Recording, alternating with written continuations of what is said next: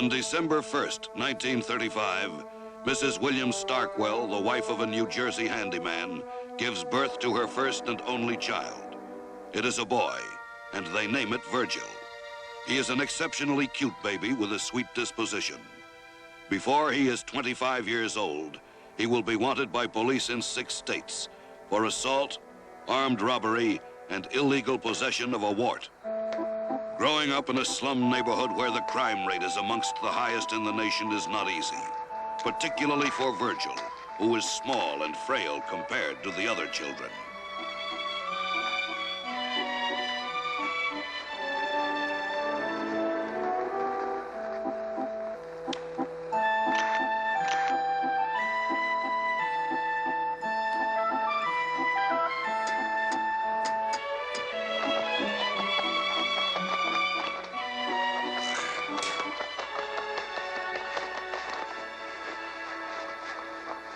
Virgil Starkwell attends this school, where he scores well on an IQ test, although his behavior disturbs the teachers. We interviewed Mrs. Dorothy Lowry, a school teacher who remembered Virgil. I remember one time he stole a fountain pen. I didn't want to embarrass him. So, you know, teachers have ways of doing things. So I said to the class, we will all close our eyes, and will the one who took the pen please return it? Well, while our eyes were closed, he returned the pen, but he took the opportunity of feeling all the girls. Can I say feel? Spending most of his time in the streets, Virgil takes to crime at an early age. He is an immediate failure and barely manages to escape with a gumball machine stuck on his hand. With both parents working to make ends meet, Virgil becomes closest to his grandfather, a 60-year-old German immigrant who takes the boy to movies and baseball games. Then tragedy strikes. At a Washington Senators game, Virgil's grandfather is struck in the head by a foul ball. The blow causes permanent injury to his mind, and he becomes convinced he is Kaiser Wilhelm. Here are some rare photos of him with other patients on the sanitarium grounds. When he is 15 years old, amidst the violence and poverty of the slums, Virgil receives a cello as a gift. He is fascinated by the instrument, and for the first time in the Starkwell house, music is heard.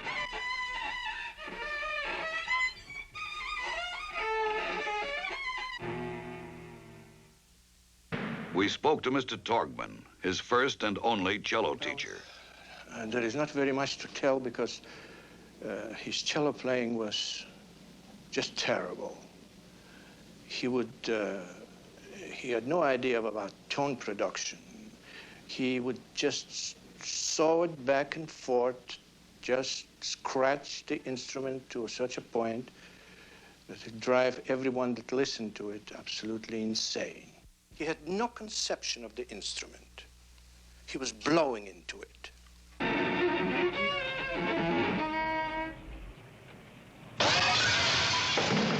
He loved his cello, and I think he stole to pay for his lessons, but he would not apply himself one iota. Virgil steals to pay for cello lessons, and although he does not achieve greatness on the instrument, he is soon good enough to play in a local band.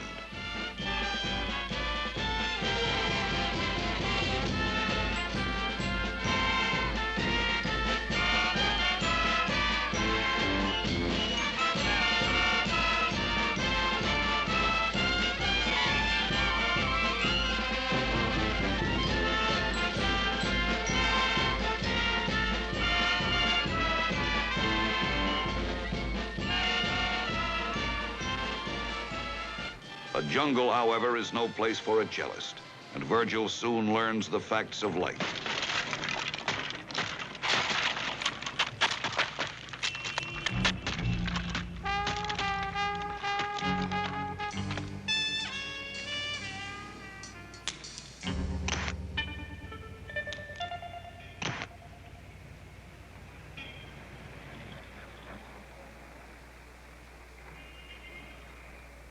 At 18, Virgil is lonely and confused. Unable to concentrate in school, he has long since dropped out. He wants nothing more than to belong, if only to a street gang. It is here, he thinks, he will prove his manhood.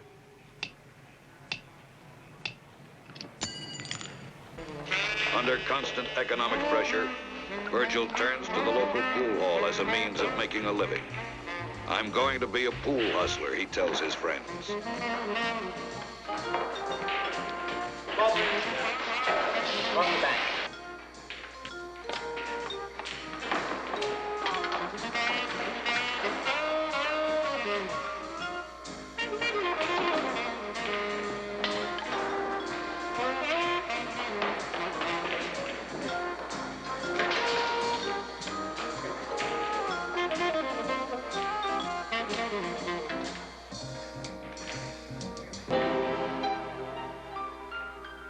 Virgil tries to join the Navy, but is psychologically unfit. That looks to me like two elephants making love to a men's glee club. Mr. T.S. Foster, Virgil's first probation officer, remembers him vividly. He was a trustworthy kind of person. I mean, you had to remember certain idiosyncrasies that he had. Like what? Well, like not always telling the truth. He didn't always tell the truth. Sometimes he exaggerated the truth. Sometimes he, just plain lies. He does have a criminal record, yes, but that doesn't mean that the boy was all bad. Unable to fit in with any aspect of his environment, Virgil strikes out on his own.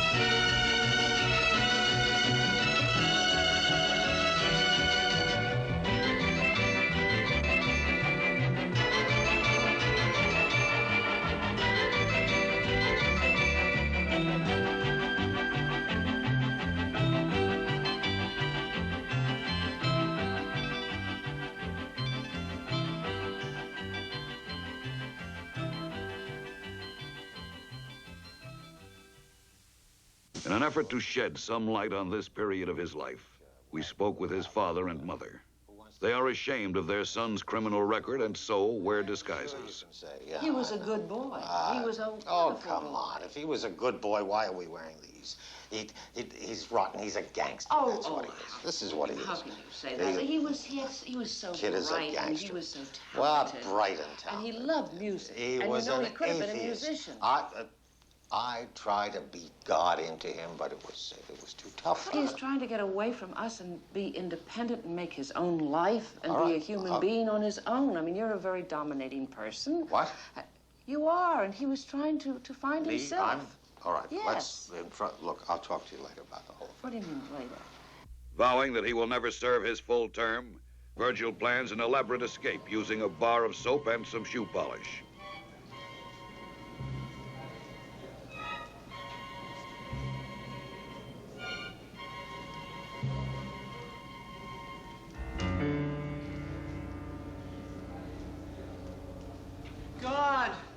God! Yeah. You gotta take me to the infirmary. What's the matter? You don't ask.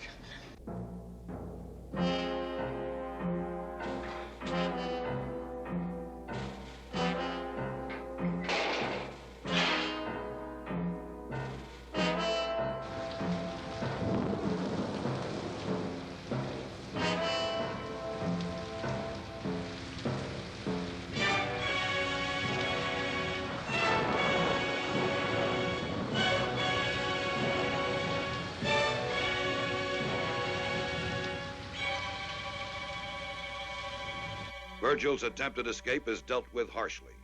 His sentence is extended an additional 2 years. 1956 is a happy-go-lucky year for most people.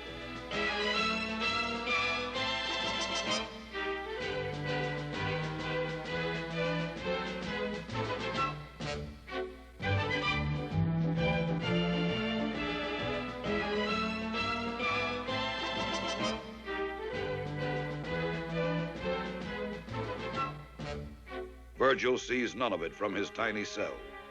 He marks time by reading, until one day a new opportunity arises. We need volunteers for an experiment. The doctors want someone to be inoculated with a new vaccine. It's never been tried on humans before, so we don't know what the side effects may be. To be honest, you'll be taking a chance. As reward, there's a parole. I'm sure there are some among you brave enough to take the risk. With parole as inducement, Virgil submits to the vaccine test. It is a success, except for one temporary side effect. For several hours, he is turned into a rabbi. And so, the reason we celebrate the Passover holidays by eating matzot is to commemorate the time that Moses led the children of Israel from Egypt.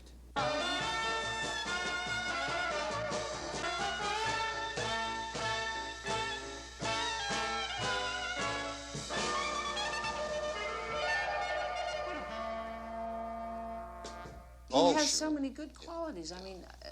yeah, name. He had all sorts of mechanical abilities. He was artistic. Do you remember the painting he did for you on your birthday? No good do you remember? atheist is what he was. And that's what he was. I used to hit him and try to teach him about God, but would he listen? No. Virgil leaves prison, apprehensive, but with some hope that he can begin a new life. Instead, he finds a world difficult to cope with. Ashamed to go home, he rents a cheap room in a strange city.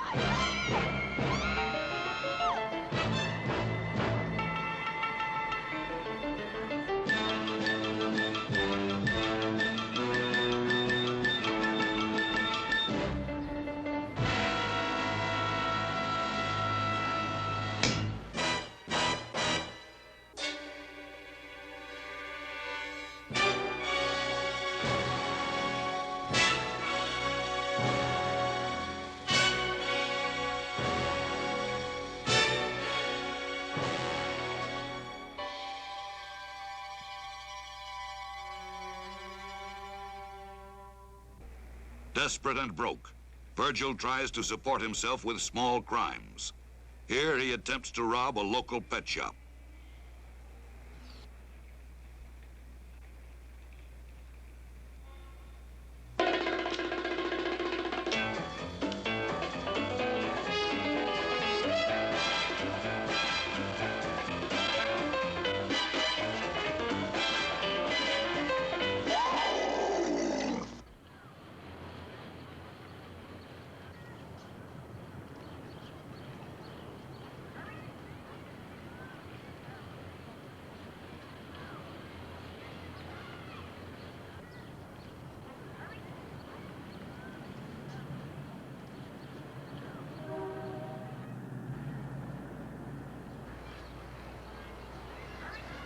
I hope you haven't been watching me.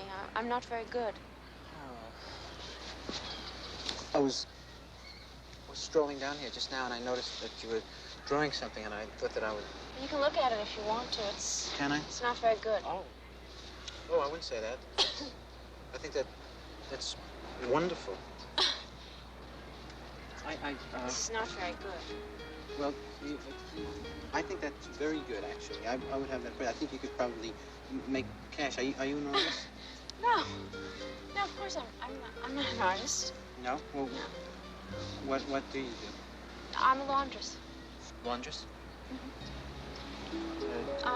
Laundry? Yeah, I wash clothes. Primarily. It's great.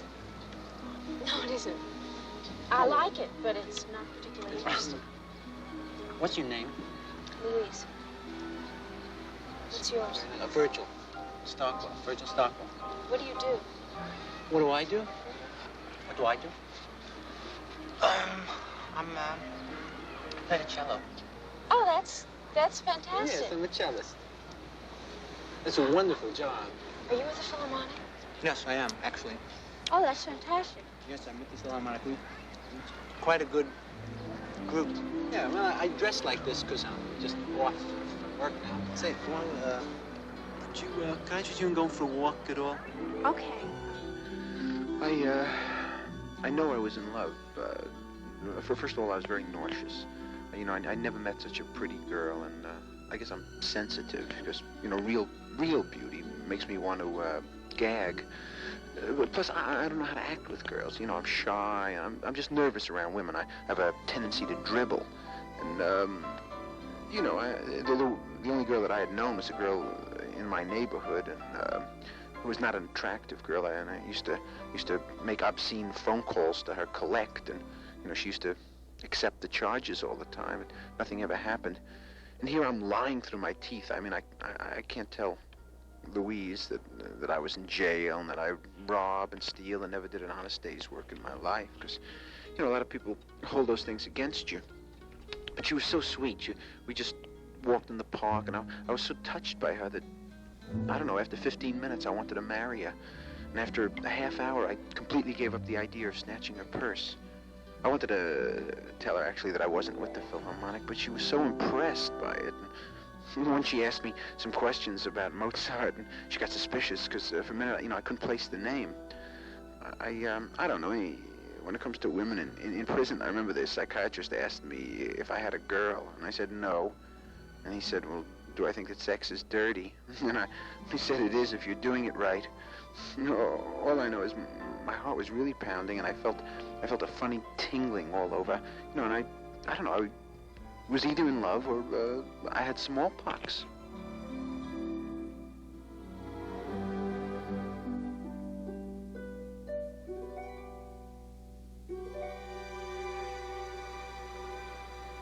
Hey, you wanna have dinner tonight? Sure.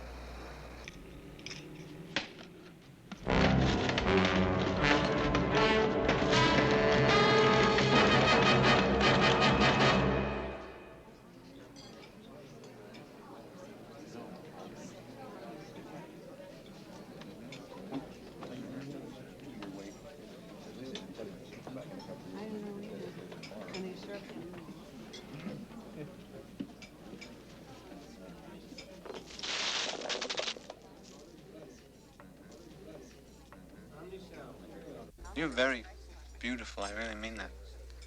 Does it embarrass you when I saw you? Mm-hmm. Does? That's a pretty hat. Thank you. Yeah, I see them all over town. Do you? Mm-hmm. You know, feather and the white.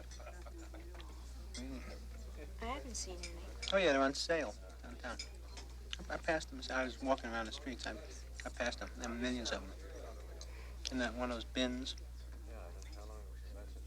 That's silly. I can watch you eat all night.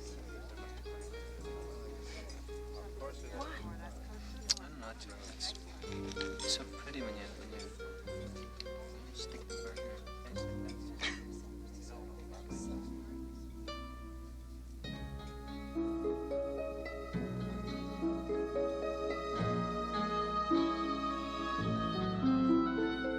that. After dinner, we went for a walk. I asked her for a lock of her hair, you know, and we didn't have a scissor, so I tried pulling it out. And she was a good sport, I tell you. She was, you know, when she got excited, she stuttered. She was so cute that way. I like a girl who stutters, you know. They turn red, and they're always gasping for breath, you know. It's sweet looking. And she was an expert on laundry, you know. She was fantastic. I offered to let her do my shorts, and she was very moved by that, I think. She just knew everything about underwear. I never saw anybody who knew so much about socks and T-shirts. She was some kind of, you know, genius that way.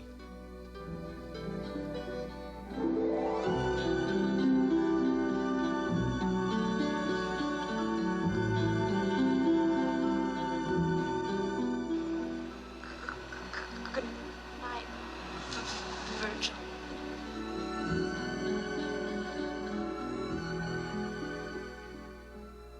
Continuing his deception, Virgil sees Louise more frequently. When she questions him about his cello playing, he avoids the subject.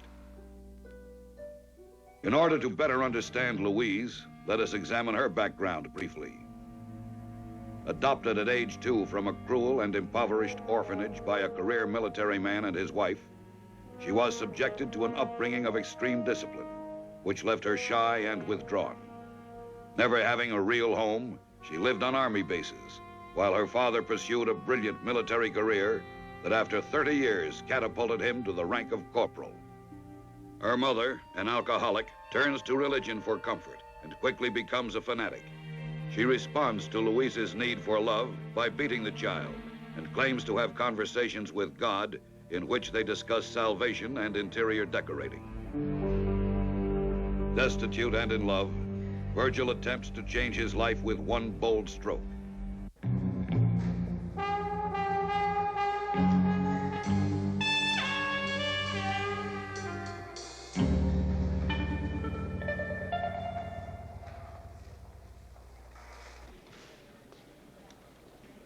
And if you'll just take this to window number 9.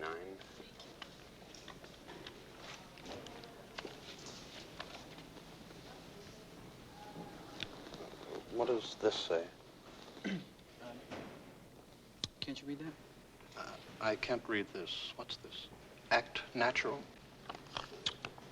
No, it says, please put $50,000 into this bag and act natural. It does say act natural. So I am pointing a gun at you. That looks like gub. That doesn't look like gun. No, it's gun. No, that's gub. That's a B. No, see, that's an N. It's G-U-N. It's gun. George, would you step over here a moment, please? What does this say? Please put $50,000 into this bag and act natural. What's act? Act. Does this look like gub or gun? Gun. See? But what's apt mean? It's act. A-C-T. Act natural. Please put $50,000 into this bag. Act natural. It's not... Oh, I see. This is a holdup. Yes. May I see your gun?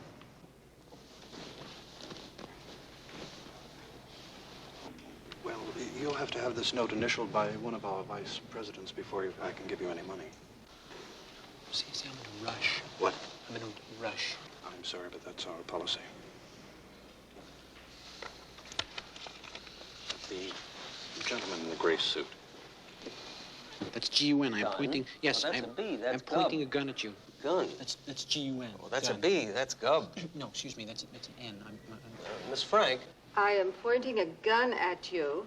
Apt, natural. No, that's What act. is apt? Yeah, that's act. Oh, it couldn't be. That's Yes. a plain B. No, I'm afraid not. That's act natural, and I'm it pointing just a gun at you. Mr. No, Miller. I am pointing a gub. No, that's gun. That's G-U-N. That's gun. I am pointing a gun at you. G-U-B. No, it looks like a B, but it's an N. isn't right either. It says A-B. No, that's Yes, of course it is. I say it's a gub. gub. No, it isn't. That's the the point. two of us now. Let's say it's It gub. isn't N. I just couldn't. It has to be. Yes, we discussed Sorry, this but inside just a short while We ago. were there at the window, and it's gun. If I couldn't read, I would Hello, Louise. Listen, I can't make our date today. I've got to go up to Boston to give a concert. Well, look, why don't I give you a call in about 10 years.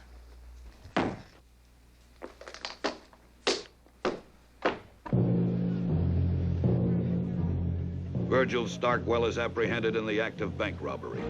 He is given 10 years in the state's strictest maximum security prison. It is here that he mingles with hardened criminals for the first time.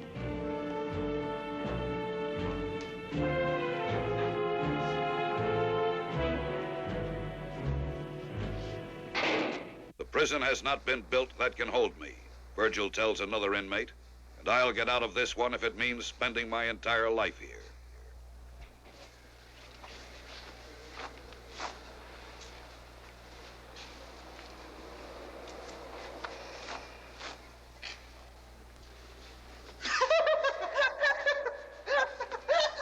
After all, what a child becomes is rotten. according to what his Right. environment is, you know, what his background is. I Let's knew. face it. Look, It was our fault. would you let a man say a word or two? I knew there was a day when I said, this kid is rotten. You know the expression, a rotten kid? That's what this kid is. I knew it when he was a... Whose genes did he have? What genes? And chromosomes. What genes? What? Don't talk fancy in front of the man because, you know, you make an impression and... The time passes slowly for Virgil, who works hard and tries to adjust to prison life. He becomes a model prisoner and is put to work in the laundry.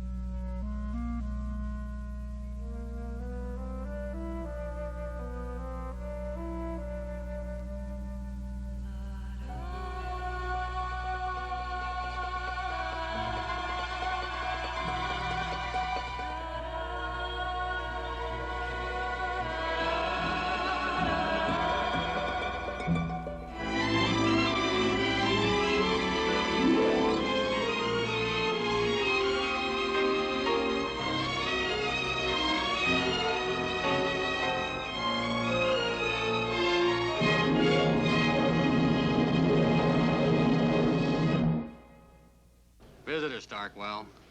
For me?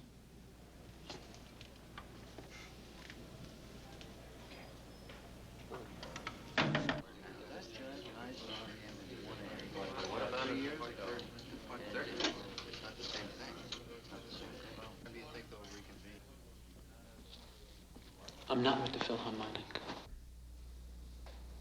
I know. I'm sorry. It's okay, Virgil.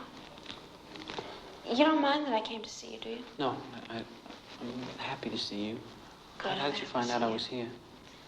I called up your landlady. She told me where you were. She said that...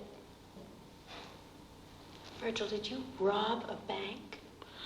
I did not rob a bank. If I had robbed a bank, everything would be great. Well, what did you do? I tried That's to what rob a bank is what happened, and they got me. I misspelled the note. Virgil. Can you bake? Mm-hmm. Yeah. I need a cake. Big cake, like a chocolate layer cake. Virgil, you're allergic to chocolate. I need a cake with a gun in it. I'll bake you a cake. I And then I'd like put the about gun a in. dozen chocolate chip cookies with a bullet in each. How long are you going to be here? Oh, well, I estimate in the neighborhood of, what's today, Monday? Tuesday, Wednesday, next year, 10 years. Is it possible you could wait for me? Yes, if you want me to. With Louise to inspire him, Virgil works hard and becomes more optimistic. She comes frequently for the next few months. He complains about the food, and she brings him home-cooked meals.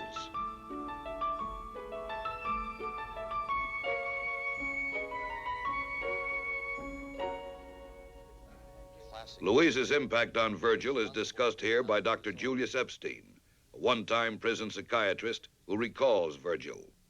Well, Louise meant a great deal to Virgil, from a psychiatric point of view. His love for her was the healthiest thing in his life.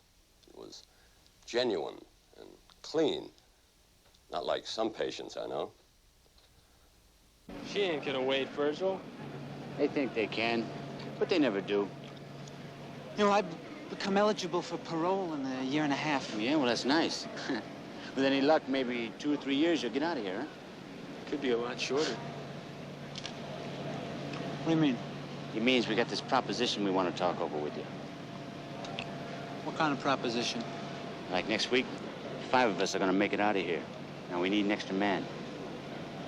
It's all set. By next week, we could be miles away from this zoo. Oh, you guys gotta be kidding. We'd never get out of here. They'd kill us.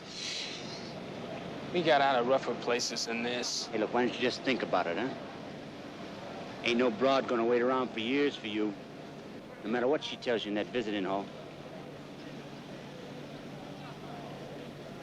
Well, I think the conflict in this personality disorder started from his formative years. I think that gave evidence in his choice of the cello. For instance, studying the cello at the age of 6, which is just coming out of the formative years, but the conflict is there within the choice because it's generally assumed that the cello is a phallic symbol, I mean, with the grasp, but the lower structural forms are certainly feminine, if anything, motherly. In fact, the utilization of the bow, I would imagine, is the sublimation of stroking a torso. So between the grasping of the phallic and the stroking of the torso would create, I would imagine, great conflict, even at the age of 6.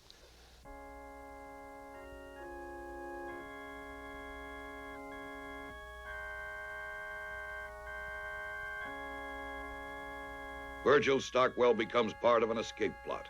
His every move becomes tense and strained.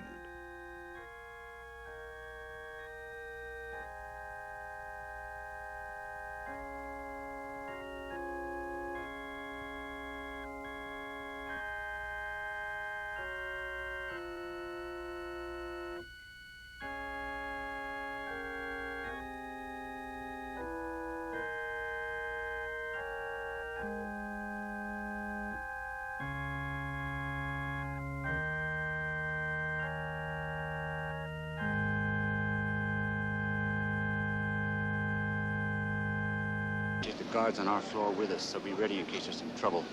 I still don't understand how we're gonna get past the main tower. We're gonna be dressed as guards. That's why Friday at noon, because you work in the laundry, you're gonna steal the guards' underwear. What? Yes, we already got some uniforms stashed in the dark room. I don't understand. If you got the guards' uniforms, what do you need their underwear? We want to do this as realistically as possible. I'm known for my detail work.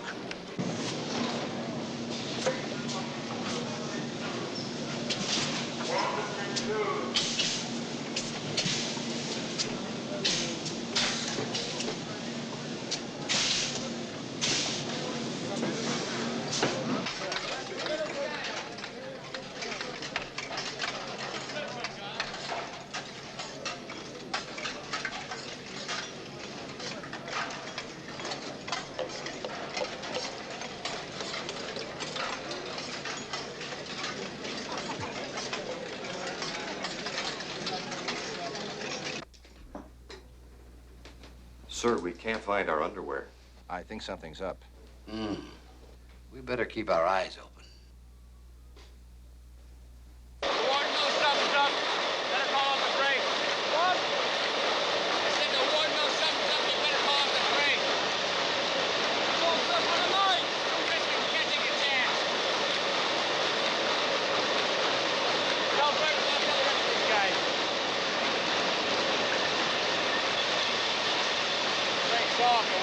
Something's up, huh? Try it again next week.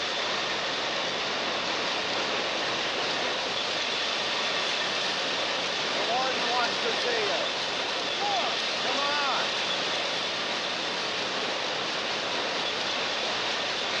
Michael Sullivan, an ex-convict and one of the leaders of the break, describes that fateful day. I told all the other guys that the break was off, but I forgot to tell Virgil. I don't know why I forgot. Nobody ever told him.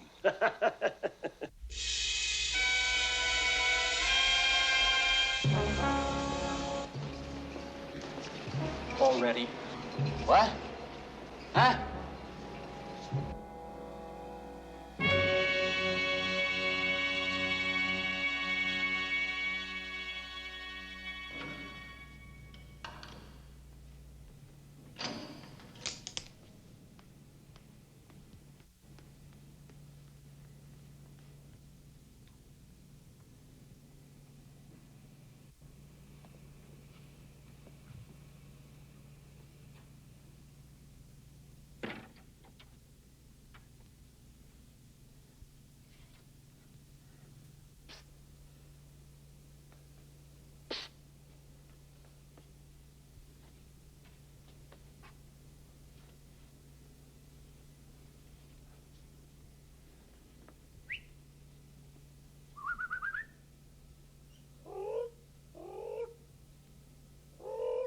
There's a break in the north cell block.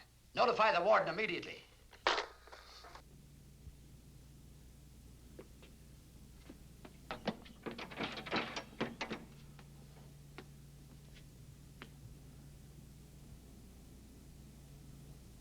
Hey, where is everybody?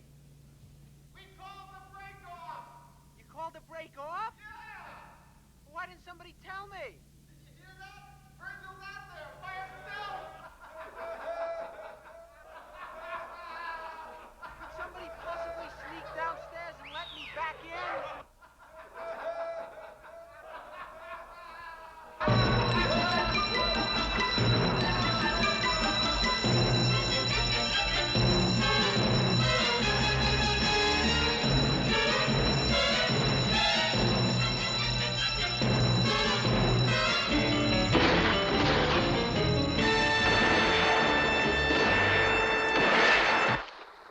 All right, Warden, I got your daughter.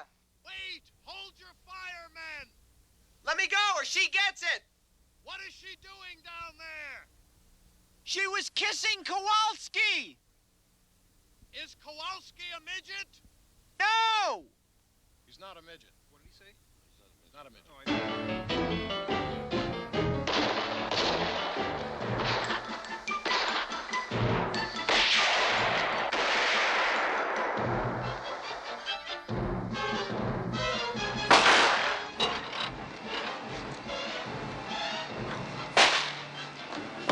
Taxi, please. First one in line's next.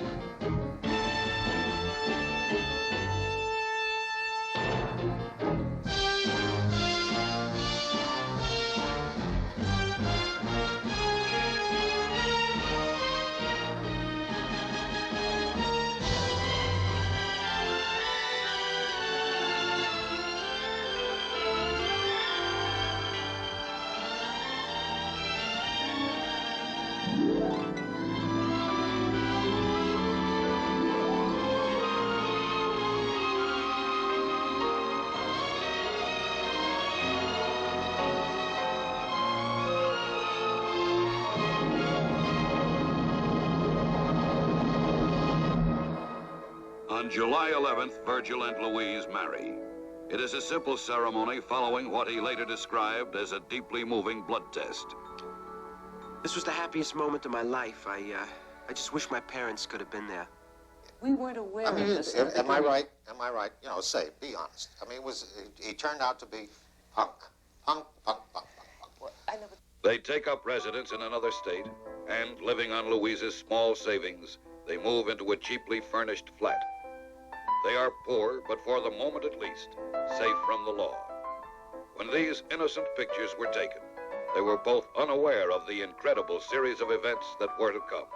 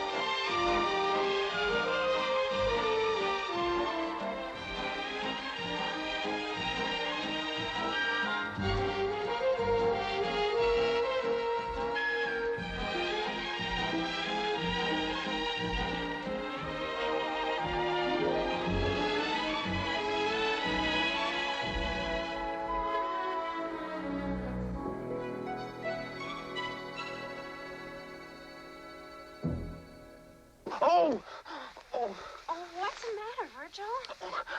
I got a cramp in the arch of my foot. What? Oh, I got that little hard ball came out in the arch of my foot Why again. does that always happen every time we make love? Oh, Jesus. As a wanted criminal, Virgil finds it harder than ever to find employment.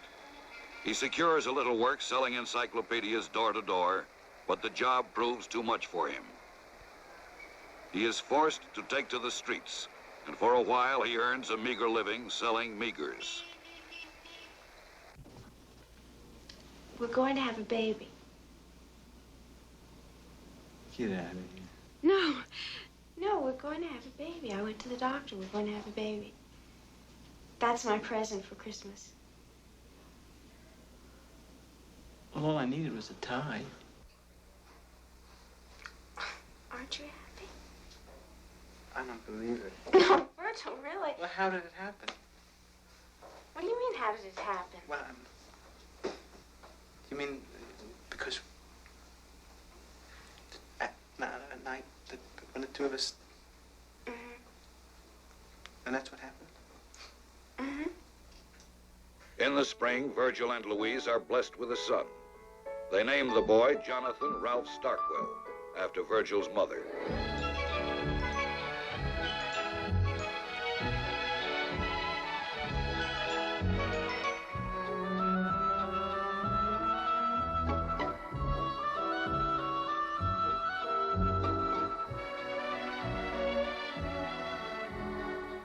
Virgil and Louise move to a new state and try to start over. Virgil has the usual trouble finding work. Finally, he hears of an opening in an insurance office and, his back against the wall, he attempts to lie his way into the job. Please sit down.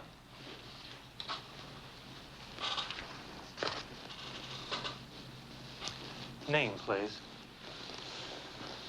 John Q. Public. P-U-B-L-I-C. Mr. Public, have you had any experience working in an office before? Yes, I have. What kind of office was it? Rectangular. Have you ever had any experience in running a high-speed digital electronic computer? Yes, I have. Where? My aunt has one. And what does your aunt do? I can't recall. You said before you worked in an office. Did you deal in products or services? Products. Is this something found in the home? No, it's not. It's one down and 9 to go. Is this product edible? No, I'm afraid it wasn't. I think our time has run out, and I'm sorry to say you haven't guessed my occupation, so I'm going to flip all the cards and tell you exactly what I used to do. I used to manufacture escalator shoes for people who were nauseous in elevator shoes. I'm sorry you didn't actually get my occupation, but you did win $10, and I want to thank you very much. Better luck next time. You're a good sport. Hiding his past from his fellow employees, Virgil does well at his first decent job, the mailroom. His past catches up with him, however, as a fellow employee learns of his criminal record. What are you doing for dinner, Mr. Public? Oh, Miss Blair. I'm having dinner with my wife. Why? We're having dinner, Mr. Public. Oh, no, I said I was having dinner with my wife. I found this picture in a magazine. One word from me and you're back in prison. Okay? What do you feel like eating? Virgil Starkwell becomes the victim of a blackmail plot. Miss Blair, confident of her power to expose him, begins making small demands for money. These increase as time goes on. Everything that he holds dear to him is in jeopardy. His life and family hang on the whim of an unstable woman. He is driven to desperation, and with the responsibility of a wife and child to protect, Virgil Starkwell contemplates murder. What would you like to drink? Oh, what do you have? Oh, how about some sherry? I have some very fine sherry.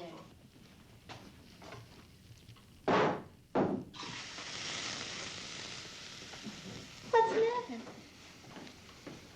Did you hurt your hand? Clumsy. I'll be right in. Disguising 2 sticks of dynamite as candles, he sends Miss Blair an anonymous gift. The plot fails, however, as he makes the dynamite too thick to fit into the candlesticks. Determined to rid himself of the blackmailer, he rents a car and attempts to run her over.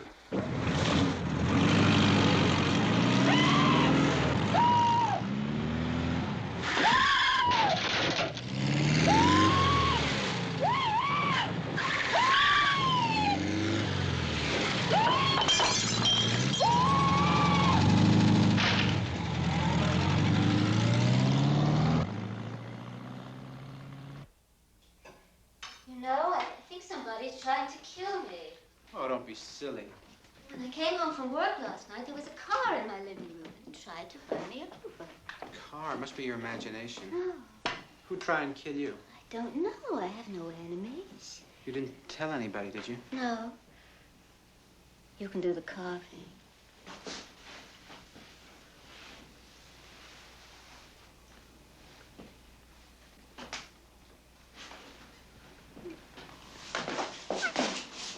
Virgil! Cut your ways. I mean, you eat like an animal. It's delicious, really. I'll get the salad dressing. We'll make a toast, and then you start on that turkey leg.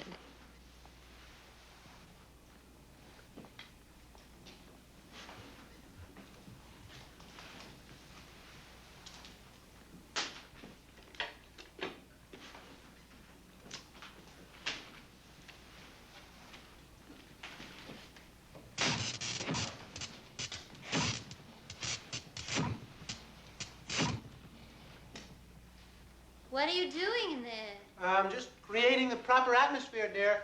I'm a sucker for atmosphere. Why don't you carve the turkey? Yes, of course, my darling. Someone sent these as a gift, but they were too big to use, so I shaved off the bottom.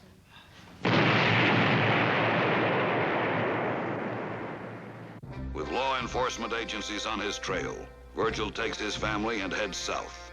Here, they manage to secure cheap lodging temporarily. This was really a desperate time in my life. You know, we had no money. I tried mugging old ladies, but I got hit in the groin with a crutch. I didn't know what to do. I tried counterfeiting for a while, you know. I just got the plates all fouled up and everything. Lincoln came out smoking a cigarette. And I robbed a butcher shop. That was the best I could do. I got away with 116 veal cutlets. Then I had to go out and rob a tremendous amount of breading.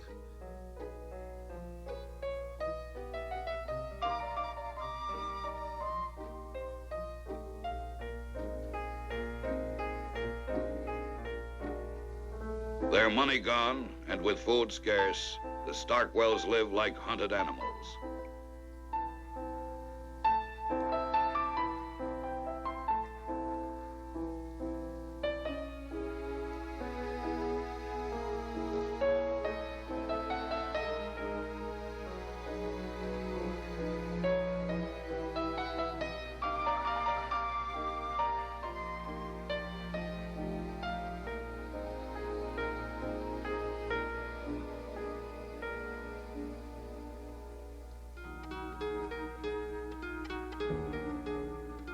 You weren't very happy then.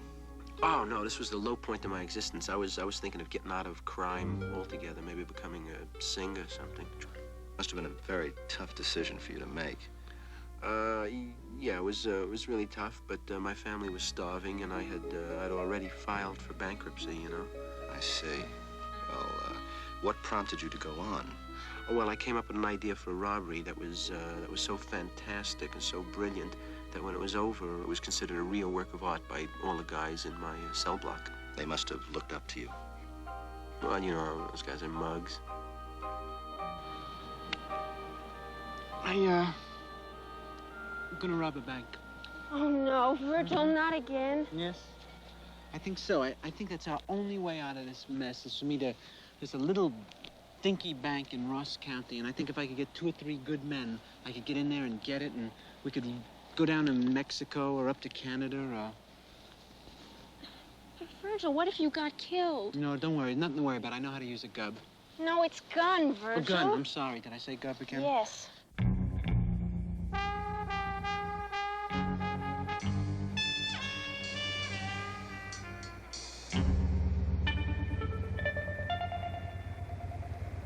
Don't turn around. I want to speak to you about a business proposition.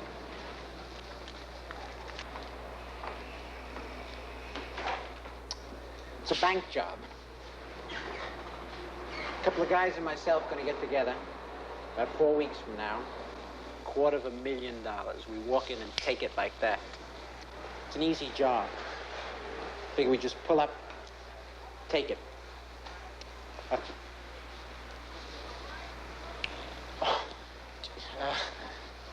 How long? What? Because I said the part about the bank. The bank. You look. You guys are dressing alike again. I just broke it myself.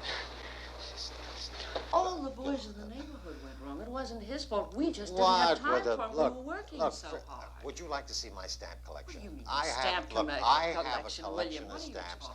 First, he selects an appropriate bank. Next, he cases the bank by cleverly concealing a camera in an unsuspected place.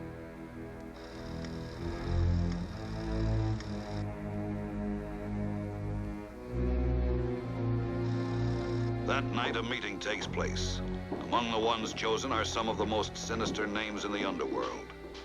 William Hummers, wanted by the police for bank robbery, assault with a deadly weapon, murder, and getting naked in front of his in-laws. Frankie Wolf, wanted by federal authorities for dancing with a mailman.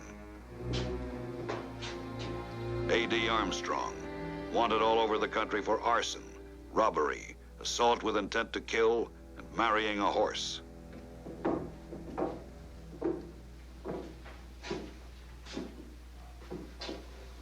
right, boys. We're here to talk about the Union Fidelity Bank. June 16th, 10 a.m.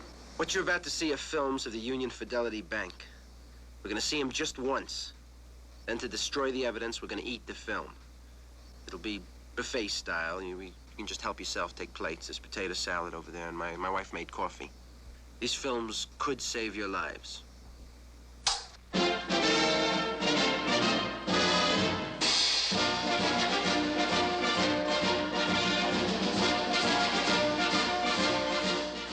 There's always a boring short.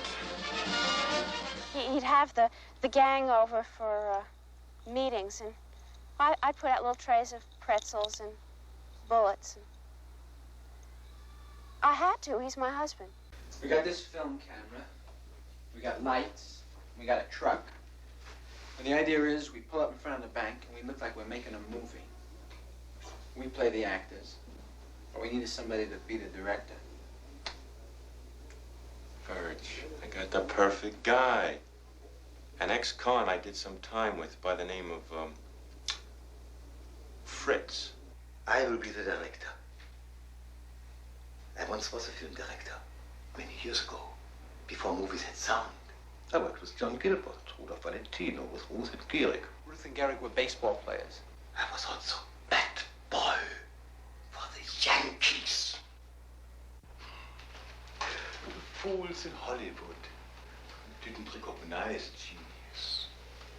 But now, I shall wear the uniform of the director once again. And you will be my actor. You will enter the bank and say, up with your hands. This is a stick up, thereby announcing our theme. Men's greed. Now say it and let me hear the line. Up with your hands. This is a stick up. No. More feeling. Again now.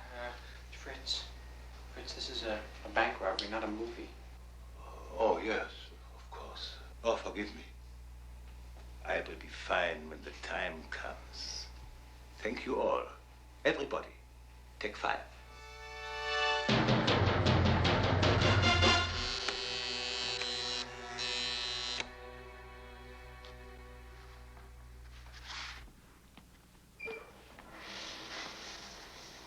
Oh, don't tell me you're going to use the shower now. Virgil, why do you do this to me every morning? I just got in here. Well, I'm going to be late for the robbery. So you'll be 5 minutes late. They can start without you. They can't start without me. I'm the leader. I made you some coffee. Oh, Jesus. Every day I have trouble getting in the bathroom. For crying out loud. Honey, what shirt do you want to wear? What'd you say? I said, what shirt do you want to wear? I'm going to wear my light blue. No, you're not. It was dirty. I washed it last night. Why did you wash it? I was going to wear it today. I washed it because it was dirty. Well, so what? I'm just going to rob a bank. I happen to have ironed your beige shirt. Do you want to wear that? No, I can't wear a beige shirt to a bank robbery. Because it's light. I'll be an easy target. I think it's a perfectly good shirt to wear. No, it isn't a good shirt. It's beige. What who are the wears other guys beige wearing? to a bank robbery? What are the other guys wearing? I don't know. For crying out loud. Well, why don't you call them up and ask them? Oh, nobody's going to be wearing beige to a bank robbery. It's in poor taste.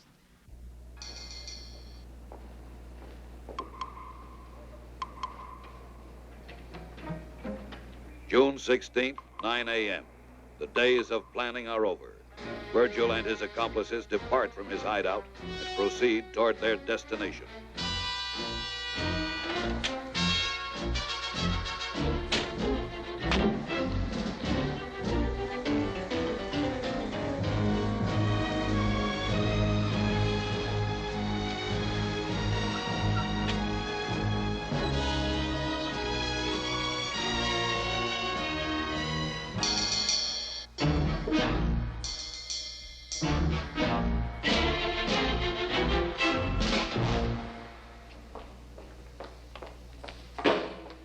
Everybody get your hands up. This is a stick-up.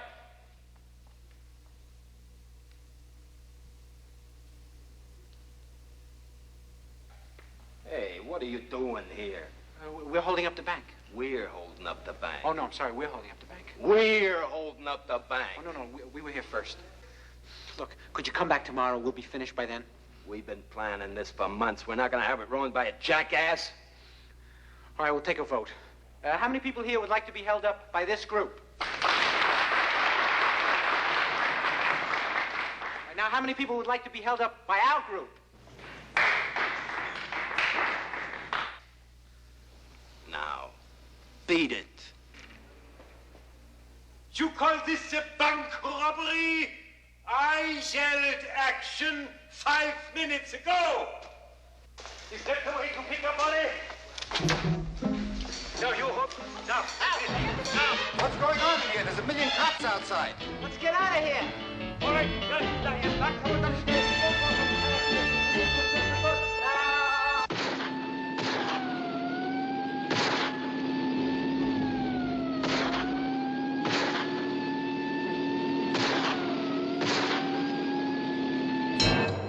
Each member of the gang gets 5 years for his part in the crime. Virgil gets 10. He is taken not to prison this time, but to a road gang, where his criminal behavior will cost him dearly. You men come here because you committed crimes rendering you unfit to live in decent society. That's too bad. I think you're gonna find you made a mistake you're gonna regret. Our job, man and the boys, is to see that you get some civilization in you so that when you leave here, you're gonna think twice about performing antisocial acts. And my advice to you is to obey the rules and do your job. You got any complaints, you come to me. There ain't nobody on the outside gonna help you. Now, we don't like complainers and we don't like troublemakers. If things get a little too rough for you in here, you're just free to take off for Florida. Show 'em which direction Florida is, boys.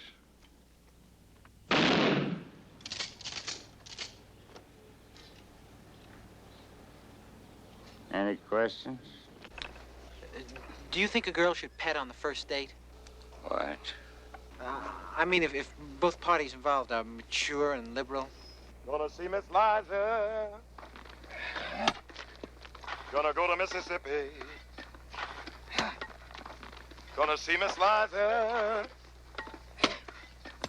Gonna go to Mississippi. Gonna see Miss Liza. Gonna go to Mississippi. Gonna see Miss Liza. Gonna see Miss Liza. Gonna go to Mississippi. Gonna go to Mississippi. Gonna see Miss Liza. Gonna go to Mississippi. Gonna see Miss Liza. Gonna go to Mississippi. Gonna see Miss Liza. Gonna see Miss Liza. Gonna go to Mississippi.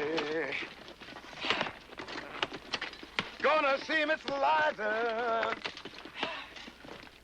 Gonna go to Mississippi.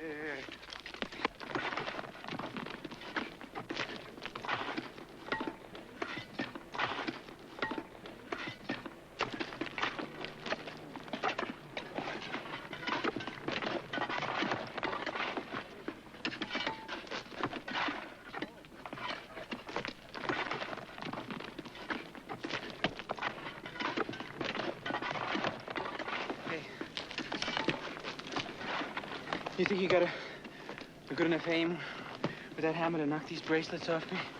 Look, man, I don't want no trouble. Nothing's gonna happen. You think you can do it? I've never missed yet. All right, go ahead.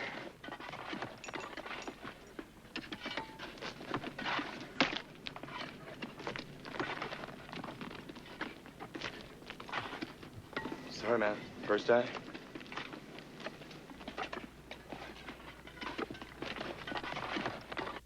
Food on a chain gang is scarce and not very nourishing. The men get one hot meal a day, a bowl of steam.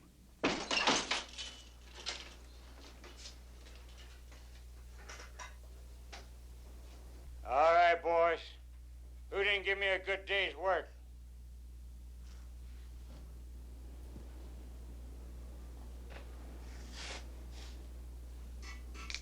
Come with us, Wilson.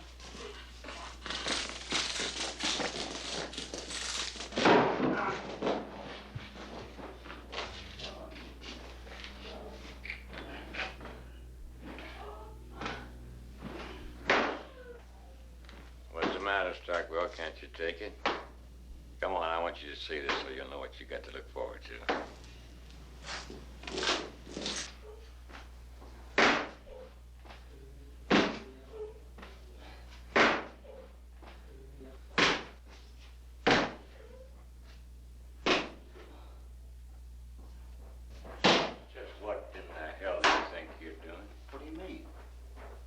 Don't beat the shit out of you, damn fool. Beat him.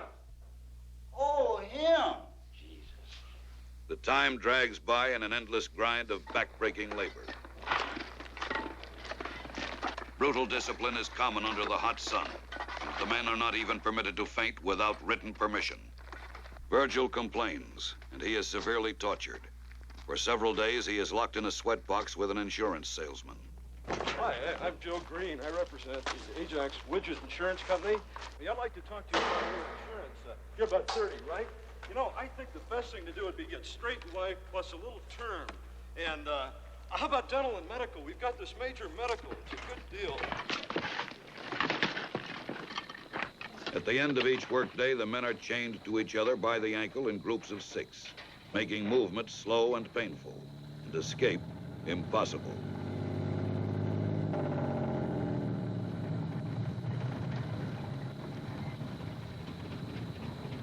Then, one day, the impossible is attempted.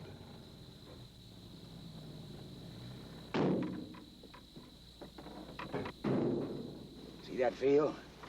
If we make it across that field, we'd be out of here. We could take them by surprise if we all suddenly made a break for it. You're crazy. That's right. I'm a paranoid schizophrenic, but I say we try it. Ain't that right, boys? Okay. Right. All right.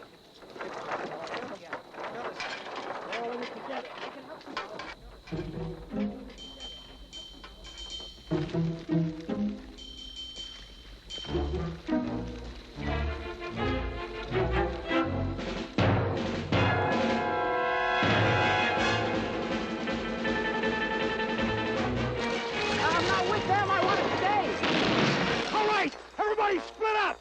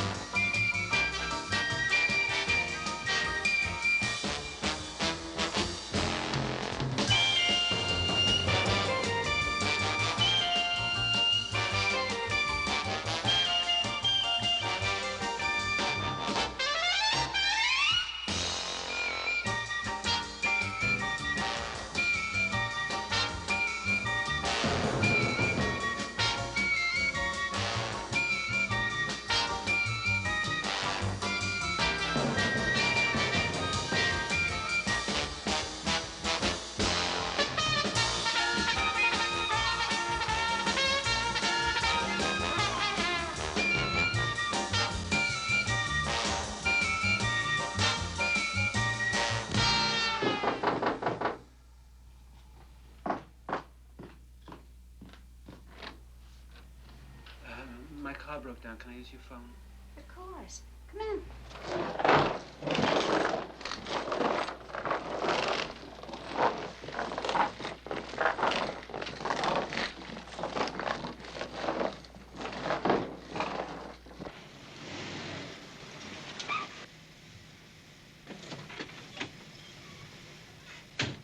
Okay, now, we're gonna get out of here. I know a guy in town who's got enough tools to get us out of these chains. All right. Now, you act natural and answer it, or you're finished. Who is it? Patrolman Lynch. Can I come in? Well, not now. It's an emergency. I'm afraid I'll have to. You better untie her. Tell them that we're your cousins. Tell them we're visiting you from out of town.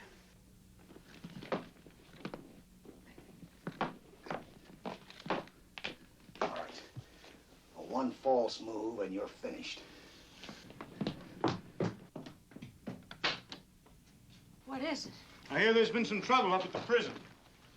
I'm checking the area for anything suspicious. These are my cousins. They're visiting me for the holiday. What holiday? Did you ever hear of St. Abernathy's Day? No. Well, that's what we're here for. Come here, you. Come here.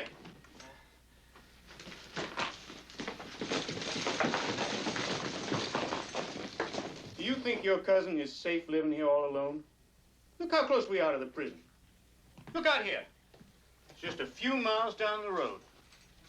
Come here. I don't know. You sure can't be sure when you live so close to a prison. Hey, wait a minute. Did I see something move out there? You couldn't have. I'm sure I saw something move. Quick, everybody take one window and check it. If there's somebody out there, we're gonna have a chance to see him.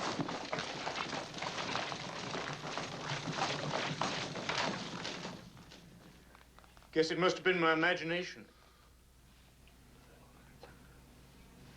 Now? Excuse us.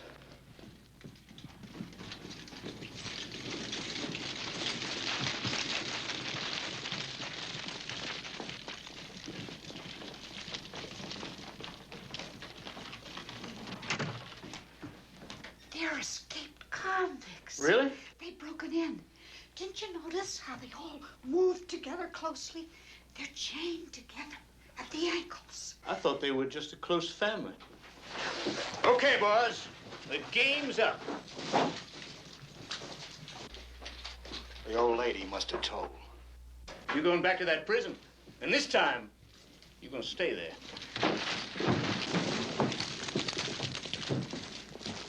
Where are we gonna go? We need tools. Let's get my wife. She'll help us out of this.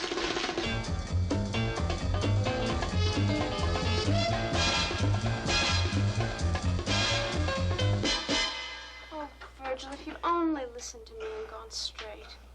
Honey, we needed the money and I robbed a bank. Virgil, when are you going to stop doing that? Don't you realize you're a father? You have responsibilities. If she's my wife, I'd build her one. Do you mind keeping out of this, please? I don't want to discuss it unless we're alone. Well, I want to discuss it now. All right, you don't want to discuss it alone? Okay.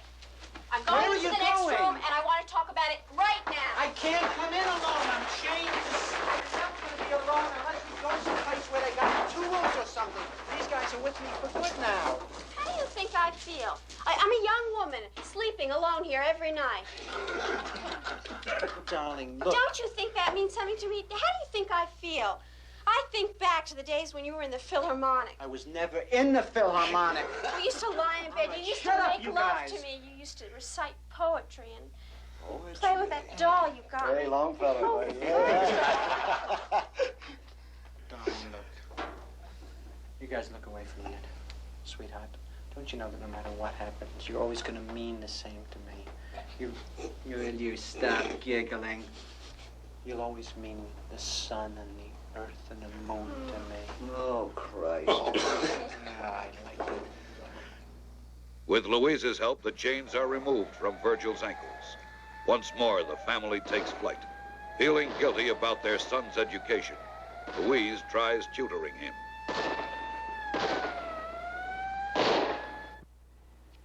He's been very depressed. He has. I think if he had been a successful criminal, he would have felt better. You know, he never made the 10 most wanted list. It's very unfair voting. It's who you know. Virgil Starkwell embarks on a series of crimes that make him a wanted desperado.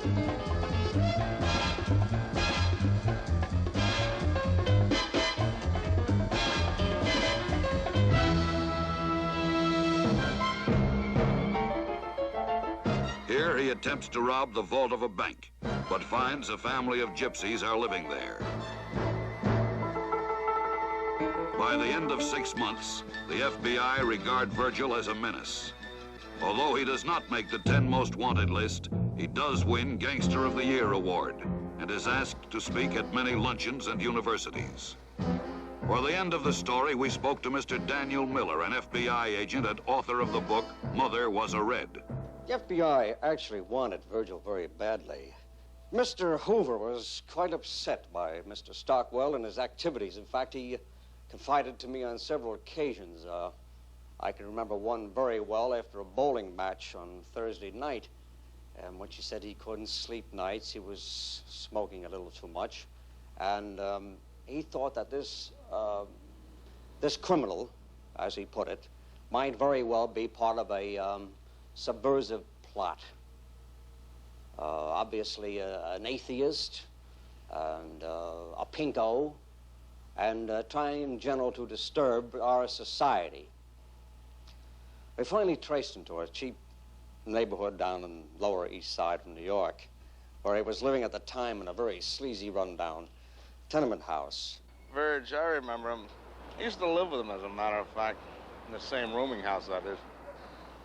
One day he told me he was a gynecologist. And he couldn't speak no foreign languages. Who's he kidding? I thought I saw his picture on a post office. I didn't remember whether it was on the wall or on a stamp. You remember Virgil? Oh, yeah. Yeah? What was he like? Well, I don't know. Now I think he's brilliant. I mean, just absolutely brilliant. Just when I found out that he was a criminal, I just couldn't believe it. I just thought I was going to die, because he just was the best cover-up job I've ever seen in my life. I mean, unbelievable acting job. I actually believed that he was an idiot. I mean, I really believed, and I wasn't the only one. Like, everybody thought so. Everyone just thought that he was such a schlemiel, and it turns out he's a criminal. Just to think that that idiot was a criminal, I just can't believe it. I mean, you never met anybody like this in your life. You've never met such a nothing. I can't believe it, that there was a mind working in there that could rob banks. It's phenomenal. Phenomenal. You know what, once I said to him, what do you do? He said, I rob banks. Go no, right? But we finally caught up to him. And, I think it was April 11th, we finally captured Virgil. It was sort of very odd circumstances. An amateur photographer happened to be there at the time and took the only known films of his capture. I was coming down here. This is the spot where it actually happened. You see, as a matter of fact, I had just brought my pants into the cleaners, and I was sort of angry with them because last time I brought them in, I asked them to sew a button on, and they hadn't. Did you get to the point? Oh, yes. Well, I'll tell you exactly what happened this morning with me and about the camera. Well, back to this thing in which I became known merely because of what happened and I had the camera. I was having breakfast in the morning. I think it was 2 fried eggs, toast. I don't know whether it was orange juice or grapefruit, but I remember I had a juice. I don't remember what it was.